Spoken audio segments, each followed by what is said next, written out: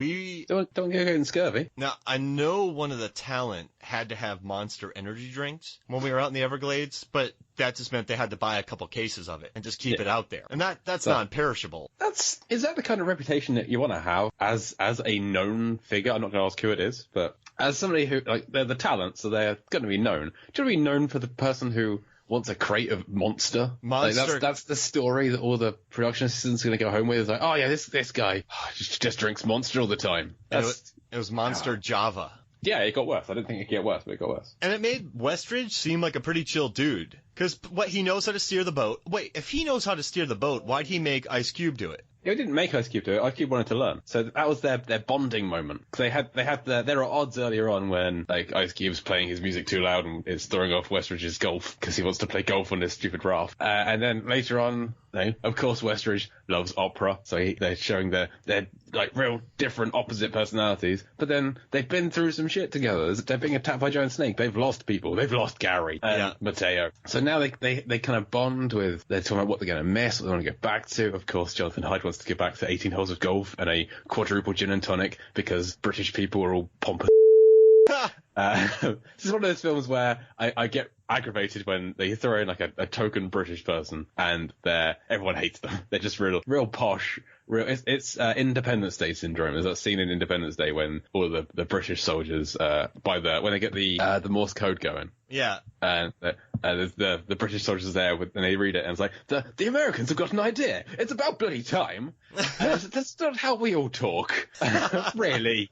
And we're not just sat around waiting for the Yanks to get on and fix everything. We're probably trying to do something ourselves, honestly. But yeah, they have that scene where he's like, they're reminiscing about what they miss. They've been away from civilization for 3 days? Yeah, at least. It's not like they've been on this island for 2 years. They're just dreaming about KFC. I know, they've just, so they have that scene, and Ice Cube says he shows an interest in learning how to sail the steer drive, the boat? Yeah, captain the boat. Yeah, there it is. I'm not a boat guy.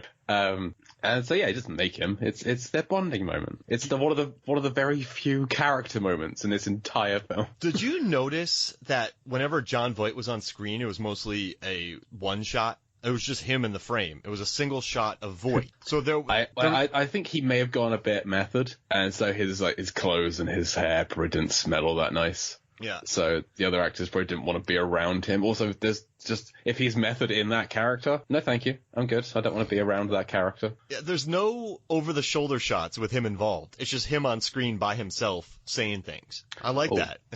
Are there many shots with him and the rest of the cast at all? I mean, there's a couple wide shots, but when you look at him staring at J-Lo or saying lines like, they don't, it's just him. It's just single shots of him with no one else in the camera. So part of me wonders if he just showed up in the beginning of the day and shot his scenes and left. Or could it be an Eric Stoltz Back to the Future kind of thing where they recast him like halfway through the film and they just reshot all of his bits and no one else's? Wait, Jon Voight? It was originally Michael J. Fox. Well, wait, Michael J. Fox was Jon Voight? Yeah, he was originally Paul Theron. He had a very different take on it. Wow.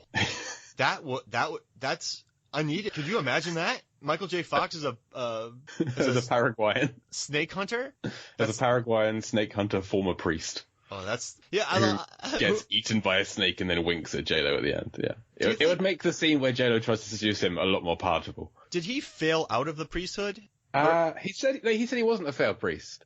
I think he just found his calling elsewhere. I think he was a successful priest, but maybe they weren't too appreciative of his methods. Yeah. Of like spearfishing. Yeah, when he should have been doing a sermon or something. Yeah, he was not. He did his own. He was a rogue priest. And there's the eulogy that he gives to Gary, which is the most half-assed eulogy I've ever seen, just kind of tossing some leaves in the water and heading away, and that's it. Well, it's Gary. So, yeah, maybe he's just not good at it. I think no one really cared about Gary. No one cared about Gary. He would have done a nicer thing for, Danny, Ice Cube's character. Yeah. But Mateo's his friend, and he gets nothing. Yeah. So. Like, everyone's like, he could be lost. I'm like, how is Mateo lost? Of all the people on this boat, he's one of the two who would not be lost. Yeah. He knows the river. When Jon Voight shows up, was Mateo surprised? It was the plan. It was the plan all along. Had to have been. Otherwise, he'd have said something. Yeah. What's going on with Mateo? He's dead now, Mark. They don't treat him very well. Well, he's from second one. He's an antagonistic character in that he's kind of leching over J-Lo. Oh yeah, you're right. Just I like. It's like, all right, calm down. Who hired him? The production manager, I guess. Stoltz? Yeah, maybe Stoltz. I'm not entirely sure. Like Stoltz is kind of funding the whole thing. He's after this tribe. Why is it even being? I'm not quite sure why he wants it to be filmed. Because it seemed like he just wanted to like go there and like I don't know. It's a weird setup. You just summed it up then. So he hired J-Lo. Just, hey, come down here, direct this, bring a camera guy, I'll hire Gary Sound, whatever. But he just wanted to reconnect with her. Yeah. And then he wanted to get some footage of him seen with the tribe. He didn't really care about a documentary, right? Okay, yeah. But then why would he hire Jonathan Hyde? Maybe Gary's not even an actual sound guy. I don't think he was. That's why he's not using the clapper thing. Yeah. He just has like, they have this boom. Here you go, here's a boom. It's not plugged in. Don't worry about it. Just pretend. And that's why they're going out to get some wild sound, but they're not. They're just going out to have sex in the forest, the jungle. In the middle of the Amazon with there's they don't show any gators or bull sharks. It's just anacondas. Well, there's is it a panther or puma or the big cat? Yeah, and there's a boar. But in the water, you don't want to get in that water. Well, they mentioned the kangaroo RQ, the catfish that goes up the urethra. That was a weird scene. If you mention that, you feel like it's going to come up. But they mention it, and then Ice Cube was like, no, thank you. I'm good. And then the next scene, he's in the water heading to Danny Trejo's boat. Yeah. Did he do nothing? They forgot about that. It just has to get cut out of your urethra. Yeah, that's... Ugh. No. I don't know. You raised some interesting points.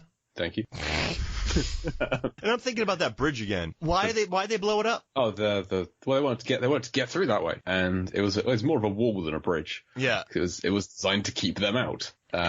And Gary got the dynamite all wet before he lit it. He just dumped it. Well, I love when they have when like Jon Voight has a bag of dynamite, as you do. When he opens the bag, Gary's like, "Is that real dynamite?" It's like, "What's that?" No, it's a big bag of fake dynamite.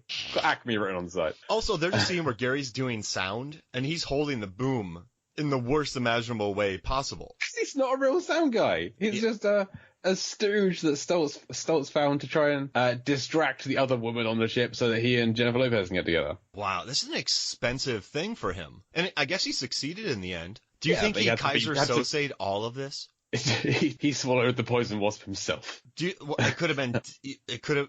What do you think? I like to think he tried the Kaiser Sose the whole thing, but he didn't count on Jon Voight doing his own Kaiser Sose and trying to kill Stoltz. Yeah. Or trying to get Stoltz out of the picture. Yeah, that's it. Okay, Stoltz's plan was to get with J-Lo. Jon Voight was on board with the plan until he saw J-Lo, and he's like, "It's been a long time since I was with a woman." Oh, yeah. And he didn't want to take Stoltz out of the picture. I do like the double bluff. I apologize to any Paraguayans. I do love the double bluff. Yeah, no, that was great. You did better than Jon Voight did. I do like, though, when he's like, hole in one asshole. Asshole in one. Yeah. Oh, asshole in one. That was a good double bluff that J-Lo pulled off. So because Voight didn't expect the British guy to be on it. Yeah. They just thought it'd be her and Ice Cube. I like that Voight's like, I'm just going to get some smooching even though I know this is a trap. He just pulls her for a second kiss. Oh, that's disgusting. I felt terrible for J-Lo. And then he pulls her in, and then... Do you reckon that was scripted? The second kiss? No, he was getting what he could. Yeah. And I like that. I do like that Hyde came in. And I like the mark that got left on Voight's head was of the putter or whatever he used, the iron. Yeah, that was good effects. Yeah, and it was a callback. This is why he bought the golf clubs, to protect J-Lo, just in case. Oh, so he's the bodyguard. Yeah, he's the bodyguard. That's interesting. He's the muscle. Jonathan Hyde is the hired muscle on a boat that has Ice Cube. Jonathan Hyde is the hired muscle. Now, when they went to catch the snake with the monk, their plan was to have it swallow the monkey and then shine lights on it with one person? Yeah, well, they had like four. They shone like 4 lights on it. Again, no one is filming this. Nope. No one is filming it. No. The whole point is they film it. Yeah. Gary let him down a lot on that. And Carrie Werr, she was really destroyed by the whole thing. She was destroyed by Gary being killed. And also, Gary's heel turn, because bear in mind, she's in a relationship with this guy, and he's suddenly turned against the whole crew, and like at one point he's held a gun on his former like friends. Yeah, he is holding a gun, the supposed sound man. Yeah, the fake sound, the stooge, the sound stooge. He never puts lavs on him either. There's no wireless mic. Is that what lavs are? Yeah. Okay, sorry. I'm not in the business, Mark. Yeah, I'm sorry. My bad. Why don't you know that? Gary wouldn't know what that is, so it's fine. No, there we go. Gary's my way into this film. So I only know what Gary knows. I know which end of a mic to hold, a boom to hold. And that's about it. Why didn't the dart work that got shot into the Anaconda? It got shot right into its mouth. A big dart. Maybe, well, bear in mind that Jon Voight, who is smaller than an Anaconda, gets hit with the same kind of dart later and it falls off. So it didn't work on him either. So maybe it wasn't in the snake long enough. Maybe it needed to, if what's her name? If Carrie hadn't fallen into the water, the snake was distracted, then the movement of it heading back round to find her, maybe that dislodged the dart somehow. So it wasn't in long enough. It bought a faulty dart? He bought faulty darts? The darts might be fine. They just weren't in there for long enough for it to activate. Bear in mind, this is a 40-foot snake. Yeah, you're right. And the snake spit the thing at J-Lo. Yes. How funny would that be if the snake spit it and then it hit someone with the dart? That would be very funny. I can see it hitting like Jonathan Hyde and him just being knocked out for the rest of the scene. Wouldn't that be amazing? Oh yeah, you're right, because later on they shoot Voight and then Ice Cube or Danny goes, "Oh, the dart fell out of him." Yeah, in the ADR line to explain what happened, because someone watched it. Were like, "What happened to the dart? Didn't he get hit with the dart?" So Ice Cube come back and said, "The dart fell out of his back." I can guarantee that Gary did not record that ADR line. No, because he was dead. So I know you want this Anaconda alive, but even if you do kill it and take a picture, you're going to become famous. Well, there's already a picture of him with Mateo and Trejo holding a big snake, not as big as the Anaconda, but yeah, that was probably a pre-internet age. I mean, imagine bringing that snake back and taking pictures with it with people. That's National Geographic. Yeah, I mean, I think that Voight should have compromised with bring back a dead snake. Like, yeah, you probably you'll get more for a live snake. You can sell it to the circus or something, I don't know, or a zoo. Because people go to the zoo to see a 40-foot snake. Yeah, but eating sound guys. Yeah, or fake sound guys. Watch it eat this fake sound guy, then spit him up and eat him again. Gary. Oh, man. Now, the final plan that he has, does he know that they're going to show up at that factory and look for gas in there? Well, that's where they're heading. I think that's the ultimate destination, is to go there, because that's where the second Anaconda is. So maybe he knows that's the kind of the mating ground of the big Anaconda. This little one that keeps attacking them, that's just kind of an extra who gets that one. They're heading for the big one in the snake factory, where there's lots of little snakes as well. Who built that factory? It's very snakes. It's very far out there. It is. I doubt it was the tribe. If it was the tribe, then I'm sorry, but I doubt it's the kind of the people in the mist that Stoltz is after. Maybe it was maybe it was built there, and then the Amazon came up around it. No, that's not how history works. Yeah, that didn't happen. That's how big. I think it was probably like a sawmill, maybe like a wood. Yeah. There's some. But who transported that there? Werner Herzog. Oh, yeah, he did do a boat, didn't he? Yeah, he did a boat. That's over a mountain. That's a perfect answer. So Werner Herzog created that. Yeah, I buy it. I buy that. Imagine Werner Herzog's Anaconda. It'd be amazing. It'd be fantastic. I mean, he had a reptile in Bad Lieutenant. Remember the iguana scene? Yeah. Instead of Jon Voight, we'd have Klaus Kinski, and I feel like it might be a better film. Jeez Louise. I mean, he made Nosferatu. That was really good. I love that. That might be my favorite version. Oh man, I love his Nosferatu. And with the same cast? Oh my gosh. How fast is this Anaconda? Well, the CGI scene where it gets Mateo, I think it's that scene where the snake just kind of, it shoots off into the distance. But it's like a static image of the snake moving backward. Pretty quick. Snakes are fast. Yeah, this is why people don't like snakes. Snakes are pretty quick. Now, at the end, how tall is the Anaconda? Because Ice Cube stabs it in the back with... Yep. Nails it with a cross. Nails it with the cross, and then it goes all the way up the smokestack. So... with its tail nailed down, I don't know if snakes' muscles work like that. I'd love it if they do, but I don't think they do. So is that a 100-foot snake at the end? I mean, maybe it can stretch. Maybe it's like Mr. Fantastic. Oh. I also love how it's very good with its tails taking out people's legs. Yeah. But taking out it knocks lots of stuff over. Yeah. They both. Yeah. And then it turns into the Human Torch when it's like on fire at the end. Oh, I love it. And it jumps out at the end when you think it's dead. Well, you think blowing up a smokestack in which the snake is stretched out and exploding the whole thing would probably kill the snake. But evidently not. I was kind of hoping that it didn't re-eat Jon Voight, did it? It had left him out, so he's gone. But had it eaten him, had Voight been inside the snake at that point, would he have survived? Like, been protected by this explosion-proof snake? I'd like to think that Voight is still alive out there. Cerrone is still alive. Winking. Yep. That was gross. He melted quick. Yeah, he was partially digested. But in like 2 minutes. Yeah, unless it was juices.